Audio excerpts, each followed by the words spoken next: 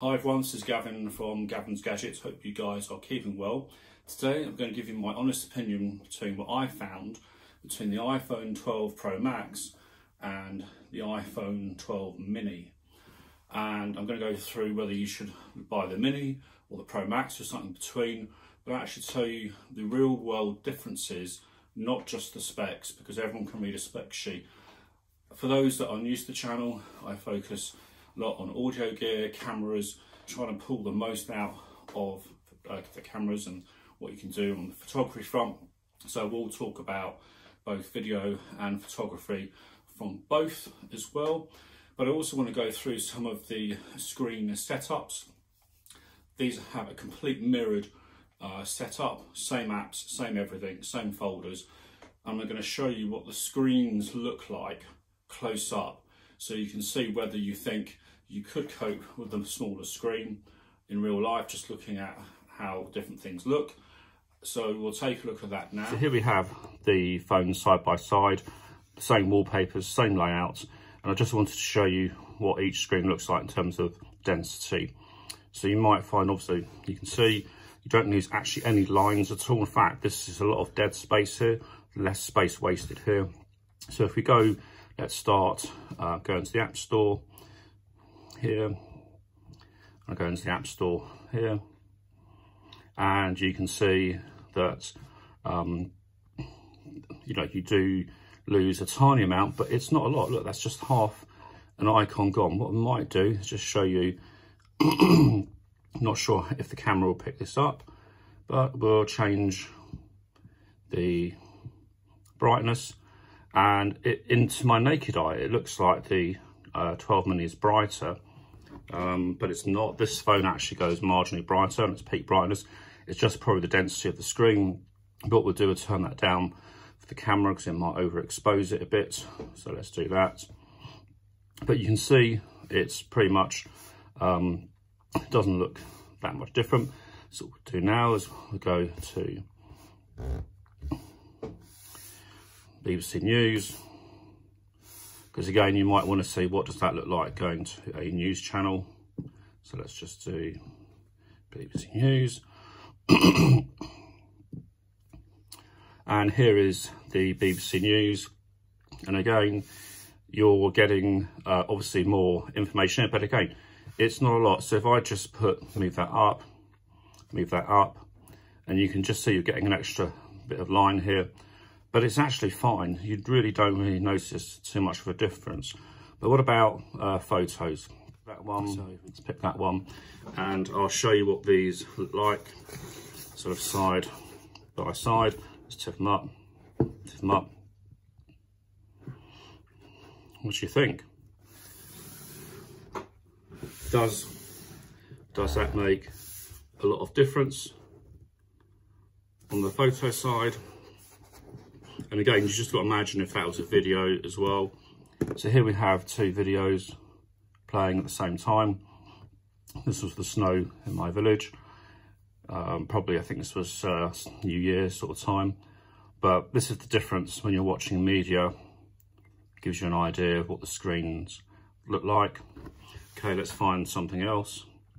So what else? If you look at the clock's actually quite different. So if you go to a world clock, you can see, actually it's not different, it's just the same stuff, but it's just a lot easier to reach a lot of things. Go to settings, let's come out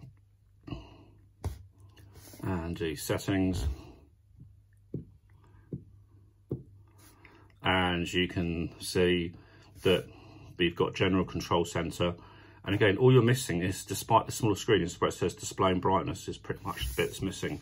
So if you're worried about missing a lot of stuff on this, you don't. Anyway. One thing that is very obvious, and that's when you unbox them and you see the difference in the size of the boxes here. And when I first got to see the size of the 12 mini, I thought, is there really a phone in there? This box is tiny, partly because there's no charger, which is another story. But there we go, Pro Max 12. So you've seen the screens, and obviously that will give you a good idea in terms of day-to-day usability. What I will say was I had no issue with the smaller screen on this whatsoever at all. if anything, the increased PPI, I know it's not much, but it's still pretty good. In terms of usability, obviously it's a lot easier to reach all the different sides of the phone. That's pretty obvious. In terms of fitting into a pocket, it pretty much nearly disappears in the pocket. But if I now drop this in, and you can see the camera sticks up on my shirt pocket. So you do have real world usage that when you go out and about and you want to hide what you've got, this is the better phone to have. But it's not just shirt pockets. Any pocket, this disappears. With this, it's very, very noticeable. And normally I have a jacket or something like that, or extremely large pockets in my trousers, in my sort of cargo trousers, to take this type of phone. It is considerably heavier, considerably. Now, if you look at the spec sheets, it says there's 93 grams difference. But when you put on a case, so this is the Apple leather official case on both, the same colours, because this case is smaller, the actual case weighs less, and because obviously this case is bigger, it adds more weight.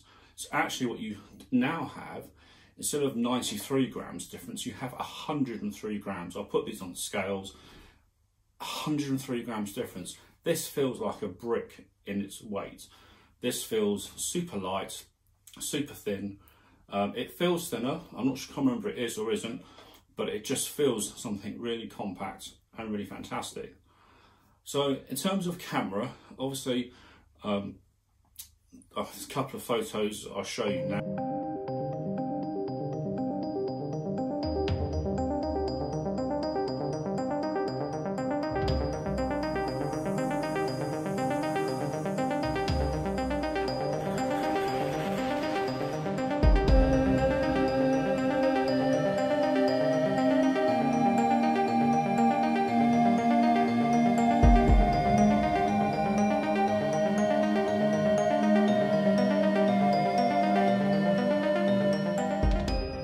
So you've seen a few photos, just very quickly.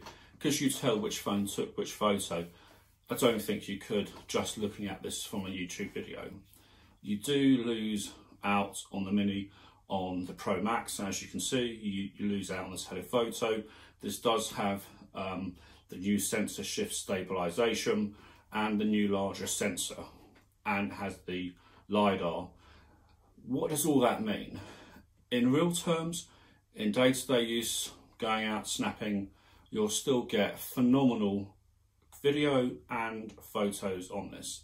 It loses out on video, on some of the advanced stuff, at some of the advanced 60 frames per second, in some of the modes, whereas this not only does that, but it has that LiDAR sensor which helps with lower light focusing, so it's faster. Doesn't mean this can't focus, it just means that this will be faster.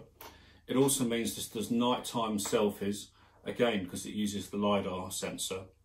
And you can do handheld 1 second shots on this because of the sensor shift technology. So it doesn't go into night mode.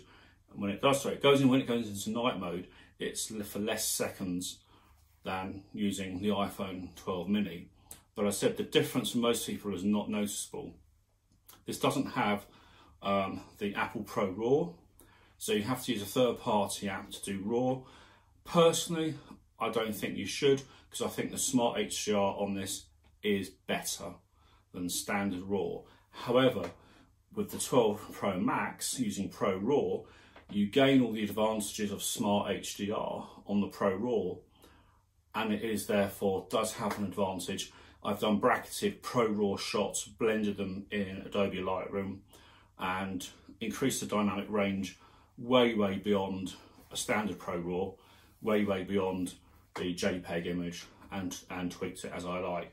So for pure photography people, this is the one to go for. In terms of battery life, because to be honest, everything looks great on this.